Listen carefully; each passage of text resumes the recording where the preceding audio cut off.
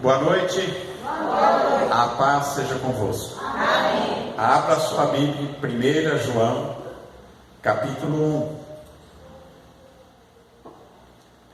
Está escrito assim: o que era desde o princípio, o que ouvimos, o que vimos com os nossos olhos, o que temos contemplado e as nossas mãos tocaram da palavra da vida. Porque a vida foi manifestada e nós a vimos, e testificamos dela, e vos anunciamos a vida eterna que estava com o Pai e nos foi manifestada. O que vimos e ouvimos, isso vos anunciamos, para que também tenhais comunhão conosco, e a nossa comunhão é com o Pai e seu Filho Jesus Cristo. Estas coisas vos escrevemos para que o vosso gozo se cumpra. Amém? Amém. Senhor, fala conosco, nós te pedimos em nome de Jesus. Amém. Irmãos, eu estava pensando a respeito dessa mensagem que abalou o mundo, esta mensagem do Evangelho que começou a ser pregada pelos apóstolos e discípulos de Jesus, e nós vemos que o Evangelho começou a ser pregado debaixo de grande oposição. Não era fácil pregar o Evangelho, falar de Jesus e da salvação num tempo em que o paganismo imperava. A religião do Império Romano era o paganismo, muitos deuses e deusas, um panteão todo romano, já tinha sido antecedido pelo panteão grego, que eram os mesmos deuses com outros nomes. Era a religião do imperador, que se dizia um deus e que queria ser adorado como tal. E de repente, um grupo pequeno de pessoas, impactadas pelo poder de Deus e por aquilo que eles tinham vivido com Jesus, eles saem pregando o Evangelho com risco da própria vida, e a maioria deles foram mártires do primeiro século. A grande maioria dos apóstolos de Jesus foi mártir, eles morreram por aquilo que eles acreditavam. Porque eu não sei de ninguém que pudesse morrer por aquilo que não acredita. Só mesmo algo muito impactante poderia fazer com que esses homens e essas mulheres, mesmo diante da morte, não negassem a sua fé e aquilo que eles estavam dizendo, que Jesus Cristo era o Filho de Deus, o Messias, que tinha vindo ao mundo, que tinha morrido na cruz, mas tinha ressuscitado dos mortos, estava vivo, e um dia ele iria voltar. Isso quando a gente observa o contexto do começo da pregação do Evangelho e do anúncio de Jesus, da fé em Jesus, nós vemos que realmente eles tinham provado algo, eles tinham visto algo, eles eram testemunhas de algo tão grande, que eles decidiram e chegaram à conclusão que eles preferiam morrer a negar a sua fé em Jesus, aquilo que eles tinham visto e ouvido, porque aquilo era algo mais poderoso do que a própria vida ou do que a morte. E eles estavam dispostos a pagar com a sua própria vida esta afirmação que eles faziam: olha, Jesus ressuscitou dos mortos, ele está vivo. E é nesse contexto que a gente pega aqui as palavras do apóstolo João, o único apóstolo que não foi martirizado, não morreu pela sua fé. Ele morreu de velhinho. morreu numa cama quentinha, cercado dos seus que o amavam, e não foi mártir. Jesus tinha dito: se eu quero que ele fique até que eu venha, e disse para Pedro: mas você vem e segue, dizendo que Pedro seguiria, né? Que Pedro seria martirizado, mas ele disse de João, ele disse: eu quero que ele fique. Então João não passou pela morte, mas não se esqueçam que ele foi jogado numa ilha de Patmos, numa mina, num buraco lá no fundo da terra, para que onde eles jogavam os opositores do império. E ele vai para aquela ilha de Patmos, para aquela mina nas profundezas da terra, para cavar minério ali. Se não me engano era sulfa, né? Era um negócio meio cáustico, as pessoas ficavam cegas ali. Mas ele não reclama, é ali na ilha de Patmos, dentro daquela mina, ele tem uma revelação de Deus. Embora ele estivesse ali, nós vemos que Deus o arrebata daquele lugar e o leva para o futuro. Ele diz: eu fui arrebatado no dia do Senhor. Ele vai milênios à frente, ele vai lá para a frente, e ele viu as coisas do futuro, ele viu a evolução da igreja, ele viu a tribulação, ele viu a batalha do Armagedon, ele viu o milênio, ele viu o juízo final, ele viu a nova Jerusalém descendo dos céus e vindo para estacionar aqui em órbita da Terra. Jogado num buraco, numa mina, degradado ali. Qual era o crime que ele tinha cometido? Falar que Jesus se ressuscitou dos mortos, estava vivo e era o Senhor, o Salvador, o Filho de Deus, aquele que dá vida eterna. Era esta a mensagem, era esta a acusação. Pregador da mensagem do Evangelho. E é este João a quem Deus mostrou o Apocalipse. E muita gente pensa que Apocalipse quer dizer destruição. Não, Apocalipse é revelação. O sentido e a tradução da palavra Apocalipse é revelação. Para o mundo, Apocalipse é desastre. Para nós é só revelação de Deus. Então João, ele pode dizer o que era desde o princípio, o que ouvimos e o que vimos com os nossos olhos, e o que temos contemplado e com as nossas mãos tocaram na palavra da vida. O verbo, nós tocamos no verbo de Deus, a palavra de Deus é viva, nós tocamos nele. E o mesmo João foi aquele que disse que no princípio era o verbo, e o verbo estava com Deus, e o verbo era Deus. E que diz que o verbo se fez carne e habitou entre nós. Esse mesmo João que junto com Pedro, Tiago, sobe, Jesus o leva até aquela montanha, e diante deles começa a brilhar como o sol. O seu rosto se torna como o sol, que eles não podiam quase olhar para ele. E as suas vestes é como que brilham como luz, porque ele inteiro se torna em luz, brilhante como o sol. O seu corpo se transfigura, e ele mostra a João, a Pedro e a Tiago, mostra a sua glória diante deles naquela montanha. É por isso que João diz: nós vimos.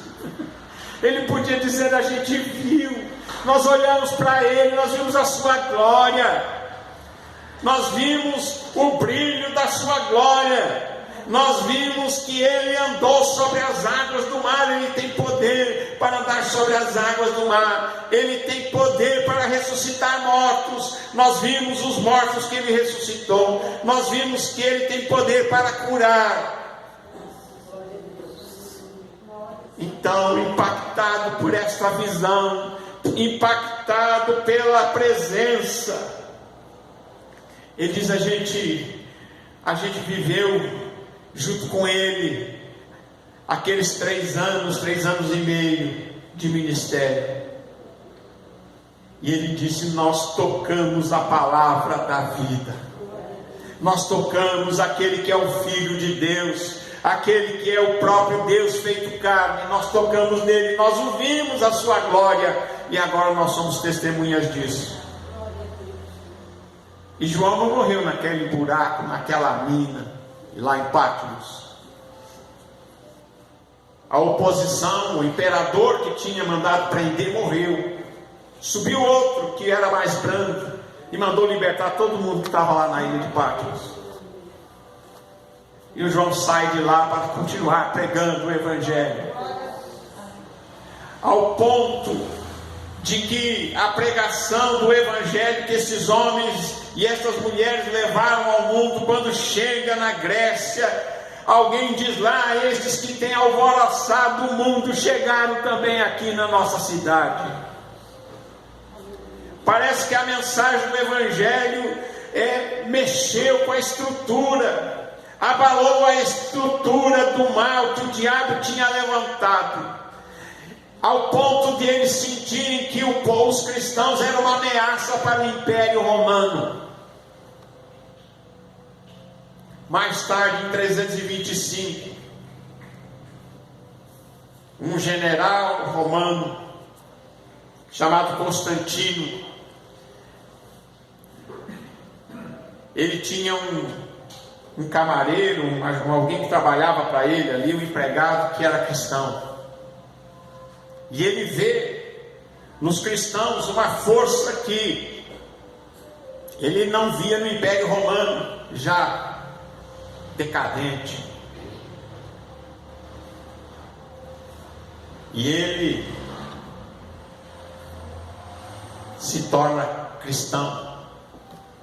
Não sei, não estou aqui para julgar a fé dele, nem dizer que ele era bom, que ele era ruim, que se salvou, não. Mas o fato é que o próprio Império Romano se curva àquela fé que para eles era uma fé de escravos, de gente pobre, de gente que não era da elite.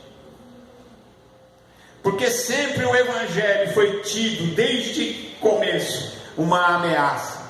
Quando Jesus começa a pregar, antes dele já João Batista, anunciando: olha, o reino de Deus está próximo. E depois Jesus vem pregando e diz: o reino de Deus chegou, está entre vós. Essa mensagem mexeu com as estruturas. Os próprios religiosos, os judeus ali, sacerdotes e sumos sacerdotes da sua época, viram em Jesus uma ameaça. E o Império Romano viu nele uma ameaça. A própria acusação de que Pilatos colocou sobre a cruz dizia: Jesus Nazareno, o rei dos judeus. Porque eles viam ali uma ameaça ao império. Jesus, o rei dos judeus. Foi isso que a acusação que Pilatos colocou sobre a cruz. E irmãos, este Jesus que impactou esses homens está entre nós. E este Jesus que impactou a vida dessas pessoas ao ponto de eles não valorizarem a própria vida mais do que a mensagem que eles pregavam e do que eles tinham visto e do que eles eram testemunhas. Essa mensagem chegou a nós, esse Jesus chegou a nós, e nós também podemos ter uma experiência com Ele, nós também podemos ter, porque Ele está vivo, e Ele é o mesmo ontem, hoje e será eternamente o mesmo. Jesus não mudou, Ele é o mesmo, está vivo, e nós podemos ter uma experiência profunda com Ele. Isto não é religião. Quem tem só religião não aguenta isso que eles aguentaram. O religioso não é capaz de morrer por aquilo que ele acredita, mas aquele que tem uma experiência com Jesus, uma experiência com Deus de verdade, ele enfrenta até a morte e não nega a sua fé, porque ele sabe em quem ele tem crido, ele sabe que aquilo que ele crê é eterno, que essa vida que foi manifestada a nós em Jesus, nós testificamos dela, nós anunciamos essa vida eterna, e anunciamos que a vida eterna que estava com o Pai se manifestou a nós em Jesus Cristo. E eles seguem dizendo aqui, João consegue dizendo: o que nós vimos, nós ouvimos, isso vos anunciamos, para que também tenhais comunhão conosco, e a nossa comunhão é com o Pai e com o seu Filho Jesus Cristo. Jesus Cristo, homem. É por isso que no texto que nós lemos no início do culto, diz: disse o Senhor ao meu Senhor. Disse o Senhor ao meu Senhor. Porque Jesus Cristo é o Senhor, Deus é o Senhor, Jesus Cristo é o Senhor. Disse o Senhor ao meu Senhor: assenta-te aqui à minha direita, até que eu coloque os teus inimigos por tapete debaixo dos seus pés.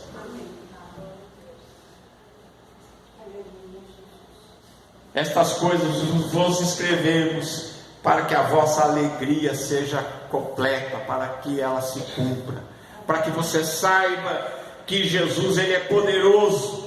E Jesus, este Jesus que nós temos crido, não é uma religião, não é um costume que nós temos, não. Ele é o Filho de Deus, ele é a vida eterna que nós recebemos dele.